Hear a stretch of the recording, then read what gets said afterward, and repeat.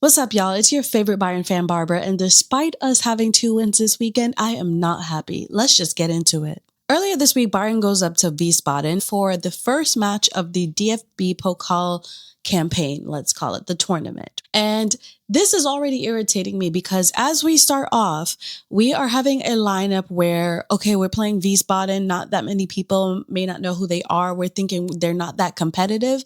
Let me tell you something. Victor Company and company, you guys need to stop underestimating people. I feel like that is the thing that has been hindering us all week. Just underestimation of our opponents. And I don't know why this is happening when there is video proof of what these teams are capable of. There is video proof of what Bayern has been capable of or not capable of in matches versus teams like these. It's just really irritating to see us make the same mistakes over and over again.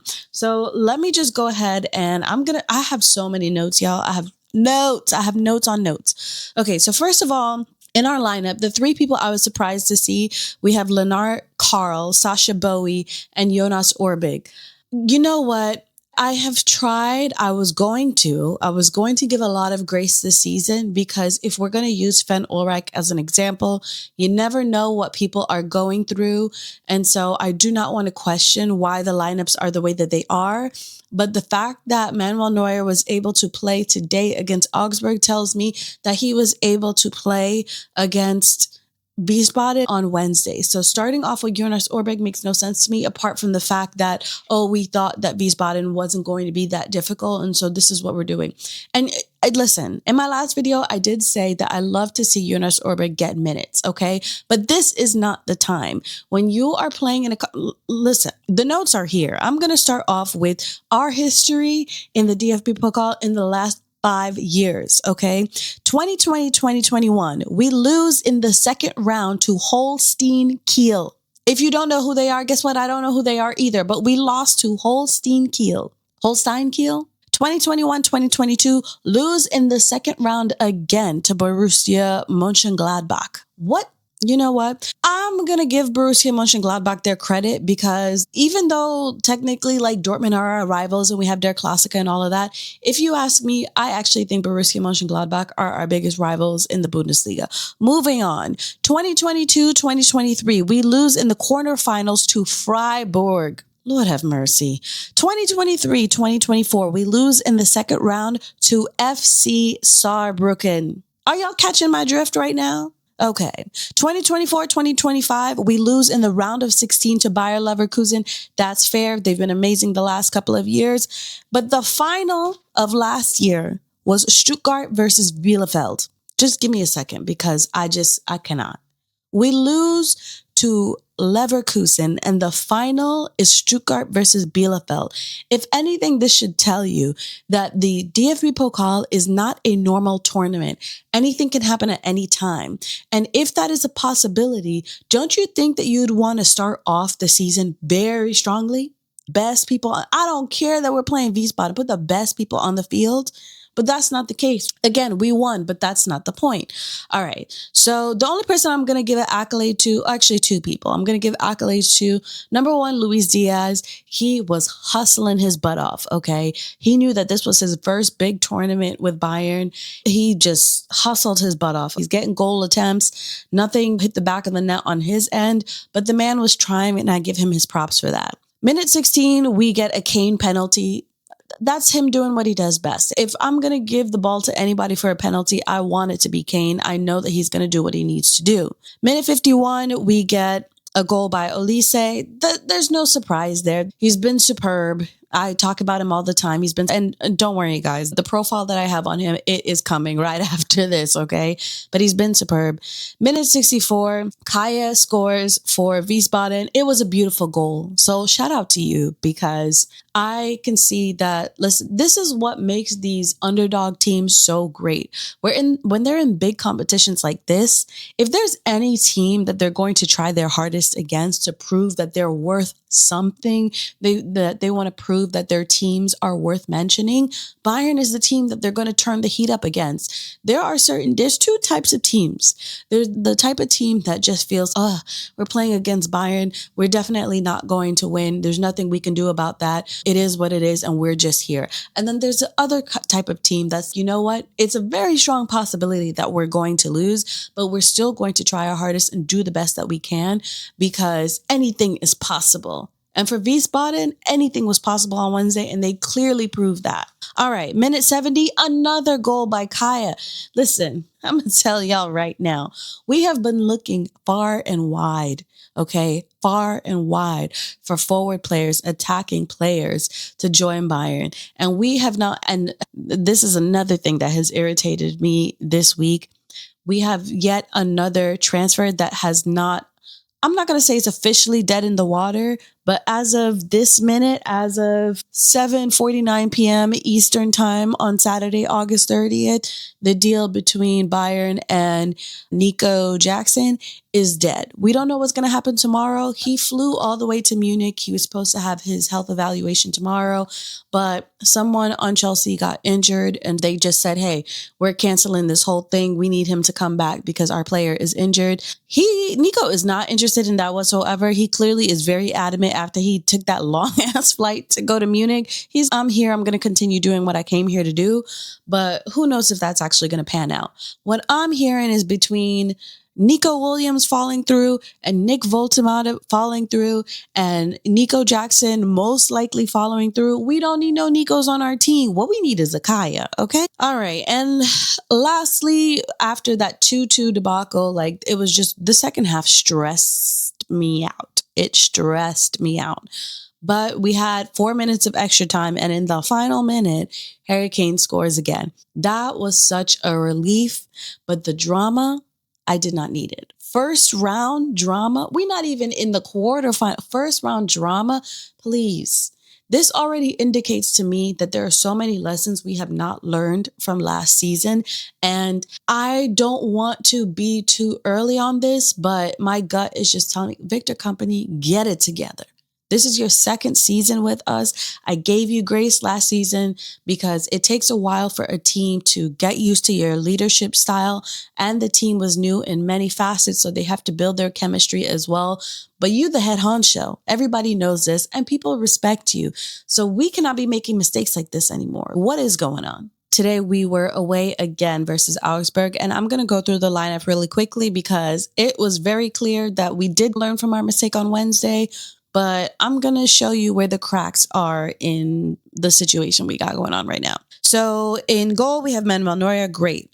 In our backline, we have Stanisic, we have Ta, we have Upamecano, we have Leimer. If you remember, in the first match day, I was complaining about Leimer, and don't worry, y'all, I'm going to complain about him again today. Then we have Leon Goretzka, we have Kimmich, we have Diaz, Gnabry, Olise, and Kane. That's great. At this point, this is the best that we can do. So I'm really not complaining about the starting lineup. We're playing Augsburg. Augsburg is a little bit more of a difficult team than Wiesbaden. We did struggle a little bit against them last season. So it made sense that they were like, listen, out the gate, we need to come off strong. And that's exactly what we did. But let's go through things minute by minute. All right. Now, I don't like to talk any type of mess about my boy Michael Olise, but I do have one critique. In minute 30, he has a goal attempt. And the thing that irritated me about this was he was so in shock that his goal did not hit the back of the net, or it just missed completely, that he just sits on the floor. Meanwhile, everyone's just rallying and there's a counter attack going on. And he's still there on the ground, head on his hands, shocked at what just happened. And that just really irritates me because we're supposed to hustle. I know it's only match day 2. This is not a tournament like Champions League or the Pokal, but you never know what's going to happen in matches like this, especially when you're against a stronger contender like Augsburg. Get the heck up and keep it moving. Oh my God, that bothers me so bad. Ironically, in minute 38, I saw that there was a substitution on Augsburg's part because there was an injury going on. And I was like, I don't know how much of a good omen that's going to be for Augsburg that they have to make a substitution this early in the match. But honey, trust me, they were clearly not worried about that at all. Side note, I do want to give a shout out to their new manager, Sandro Wagner, who used to be a player on Bayern. I don't know why, but he reminds me of Jafar from Aladdin so bad. So every time I see him, that just sticks out in my mind. But I'm going to say that in my earlier journey of being a football fan, I was learning so much about managers and recognizing that a lot of them used to be footballers themselves. And I love that pathway. And so I feel like I'm finally in this like next generation or like an older generation of football fans now because because I'm able to see this transition of people I used to watch 10 years ago now becoming managers. So the first person I obviously recognized that with was Xabi Alonso, who managed Bayer Leverkusen, and now he's with Real Madrid. And now we see Sandro Wagner. So good for you, sir, by the way. Skirt, let's go back. There was a goal in minute 28 by Serge Gnabry. It was beautiful. It's his usual signature style. So there was nothing too hype about that for me to say, but I love to see him opening up the scoreboard for sure. He doesn't score as often as he used to, I would say, or it's not as common for him as some of the other players. I wish that we would give him more opportunities because he is amazing. And last season, I was hearing a few comments about him here or there, but I actually think he's very underrated. You just have to put him in. He's a guy that's going to listen to whatever you say and be wherever you want him to be. But I think that if we gave him the opportunities that he actually deserved, you guys would be surprised and he would just skyrocket in a way that you would not expect. In stoppage time, the 4th minute of stoppage time of the first half, we have a narrow goal by Luis Diaz. I think that he has been strong so far. He comes here, he knows what he's supposed to do. So if it hits in the back of the net, great. But it was a very narrow goal. So there was a possibility that it wouldn't have gone in there. But you know what? A win is a win. So I'm going to take it. Minute 48, we have a goal by Elise. And at this point, there shouldn't be any matches without Elise goals. That's the way that I see it. Now, here's where I start to get irritated. Minute 51, there is a goal attempt by Leimer, Konrad Leimer. Is this deja vu? Did we not talk about this in the last match? You are a right back. Why do you ever have the opportunity to score a goal? That makes no sense to me. I'm not playing this whole, you know what, everyone do the best they can. There is no I in team. There is an I in position. Matter of fact, there's 2 I's. So you need to take 2 steps back and go back to your position because I don't understand why you're all the way up there. It's like he wants to be a midfielder he wants to be an attacking midfielder so badly. You're not in your position and it's hurting us. And I'll tell you exactly why. Let's check the notes, y'all, because in minute 53, Upamecano and Ta are brilliantly defending against Augsburg, and they're denying goal attempts left and right. And somebody just gets past them because they crossed the ball. And guess who it gets past? Yep, you guessed it. Konrad Leimer. Why does it get past him? Because he probably wasn't prepared in the position that he was supposed to be in. So it gets right past him. And Augsburg scores. So now the score is 1-3. Minute 60, Olise gets a yellow card. I probably would have challenged it if I was the manager. I know that it might seem like, it makes sense that he got the yellow card because it didn't seem like he was going to have a chance to actually kick the ball. No, okay. He was being defended by one person on his right side, and all of a sudden somebody comes up from behind him and puts their leg over his while he's in an attempt to kick the ball. And because he kicked that person's foot instead, all of a sudden he gets it. I would have challenged it. I don't know what the rules are at this point, this early in the campaign, but I would have challenged it because that really just irritated me. And there was enough tomfoolery going on that we just needed something to change the energy of what was happening in this match. I have another note here where I said that this was probably Diaz's shakiest performance yet, even though he did score earlier and he did win man of the match for this game. There was something about his energy that was very hectic. He's running around, he's rolling around on the ground, just throwing himself all over the place. And I just felt, I don't know if it was just hyper energy off of Wednesday and recent matches, and maybe he's a new guy and he has something to prove. But I just felt like the energy was very hectic. I saw it with Michael Olise as well, who clearly also has a yellow in this one. He had a yellow in the last match day. The energy is just very hectic. And I don't know if it's out of panic because these teams are catching up to us, but it just was not very entertaining to watch. I don't really know what was going through these guys' heads at the time, but we need to calm down and we need to clean things up. And that is the best energy for moving forward for us. Minute 71, we have a couple substitutions. Sasha Bowie goes in for Limer and Pavlovic goes in for Goretzka. I'm glad that Bowie went in. I saw on threads and Twitter that people were complaining about Sasha Bowie. Guess what? Y'all weren't complaining about Limer. So I don't want to hear nothing. Y'all just be complaining about whatever it is that you want to be complaining about, but we're not talking about the important stuff. Limer needed to get out of there. I noticed that from the very beginning. I noticed that from the last match, but I wanted to give him a little bit of grace. And clearly he was the first one to go. Minute 74, Kane was rushing down the line, and I thought it was very open for him to score a goal, and for some reason he didn't. And then all of a sudden I hear the commentator saying that, oh, here's Harry Kane being unselfish. And I just thought, why? This is a competition. Why are you being unselfish when you have a clear opportunity for you to score a goal? And it just bothers me. Yes, I was giving him his props last week for being a mentor and blah, blah, blah. But if you clearly see an opening for you to shoot it, what are we doing? Minute 76, the infamous minute 76. Augsburg gets another goal, and now the score is 2-3. And I'm not even going to say anything. I'm just going to play it for you guys. Now, keep in mind that the probability of this goal being scored, because they showed it on the screen, because that's how much they wanted to embarrass us. The probability of this goal actually going in, of this goal actually happening, was 8%. 8%. In stoppage time, they gave us 7 extra minutes. But in that 6 minute, things were just going crazy. Diaz gets a yellow. Sasha Bowie collides his head with an Augsburg player who just collapsed on the ground. I hope that player is okay, but I was very confused in that thing. Okay, I'm just going to give you my point of view. I could be wrong.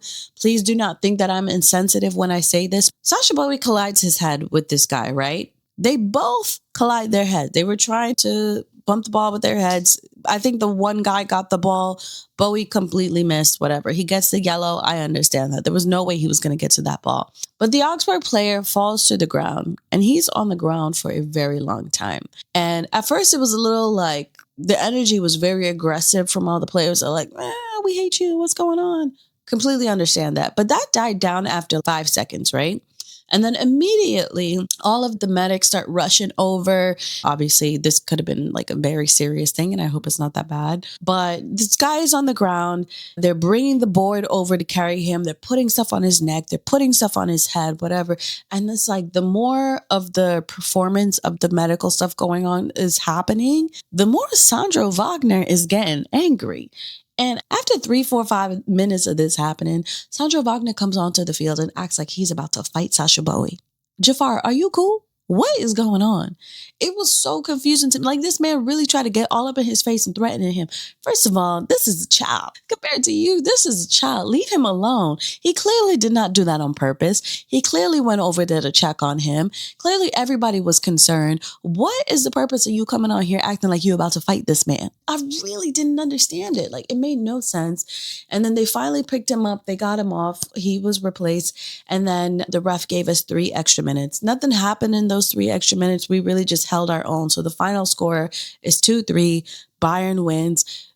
The second half was just traumatic to watch and very irritating. My skin was sizzling. And next week we are off for international break. I believe Germany is playing Slovakia, so I'll be watching that. That match should be on Thursday.